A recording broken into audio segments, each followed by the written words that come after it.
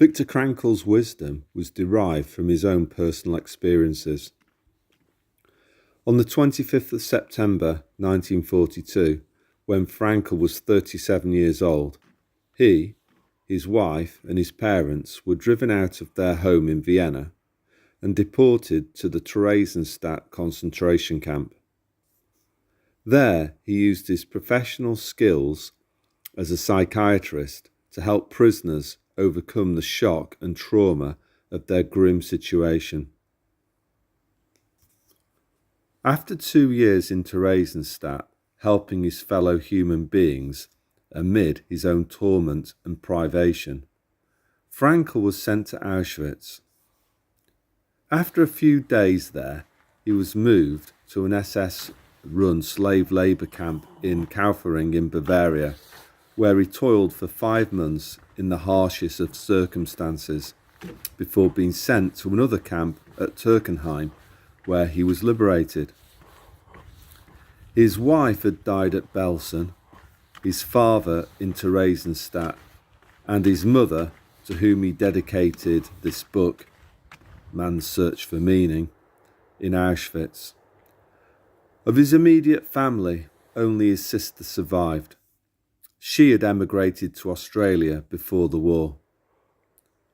This book brings us into the very heart of Viktor Frankl's profound assessment of the human condition, of human nature as he experienced it at its most threatened and bewildered. He recalls how, at the end of a night of slave labour, my mind clung to my wife's image. He must have had a photograph of her. Imagining it, the photograph, with an uncanny acuteness, I heard her answering me, saw her smile, her frank and encouraging look. Real or not, her look was then more luminous than the sun, which was beginning to rise. From this vision, he came to a powerful conclusion.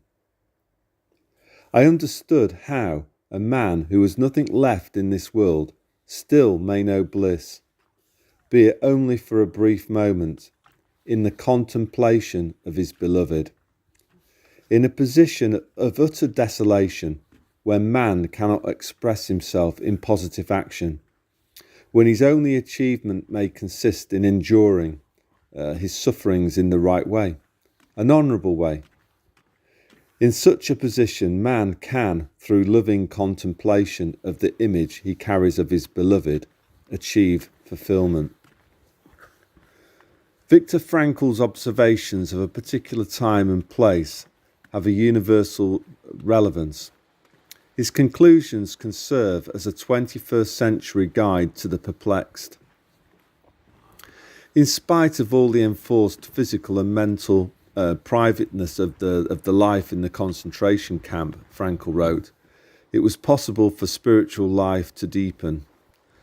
Sensitive people who were used to a rich intellectual life may have suffered much pain. They were often of a delicate constitution, but the damage to their inner selves was less. They were able to retreat from their terrible surroundings to a life of inner riches and spiritual freedom. Only in this way can one explain the apparent paradox that some prisoners of a less hardy makeup often seem to survive camp life better than did those of a robust nature. Frankl, who died in 1997 at the age of 92, sought throughout his life to explain the well springs of human action and to give them a universal application. Man is ultimately self-determining, he tells us. That ability to decide is at the centre of our being. Man does not simply exist, but also decides what his existence will be, what he will become in the next moment. The power to choose is a power every individual can use, and which gives each individual his own personal place and space. Everyone has his own specific vocation or mission in life to carry out, a concrete assignment which demands fulfilment.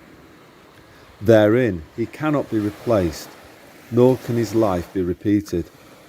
Thus, everyone's task is as unique as his specific opportunity to implement it. Individual responsibility stands at the centre of Frankl's understanding of how we should conduct ourselves. On one occasion, he recommended that the Statue of Liberty be supplemented on the west coast of the United States by a Statue of Responsibility.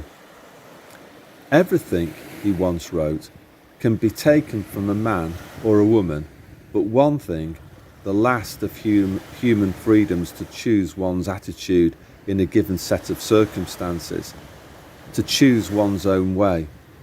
And to do so, there was the opportunity of self-criticism or self-analysis, as Frankl expressed it in his own inimitable way. Live as if you were living already for the second time, and as though you had acted the first time as wrongly as you were about to act now. The last of the human freedoms, Frankl believes, is the ability to choose one's attitude in any given set of circumstances, to choose one's own way. When we are no longer able to change the situation, we are challenged to change ourselves. Frankl's book will serve as a guide and an inspiration to those for whom life's meaning, life's hardships, and life's mysteries are hard to fathom, yet call out for understanding. And that was the foreword to Frankl's book, Man's Search for Meaning. And it was a revised edition, so the foreword was written by a guy called Martin Gilbert in 2010.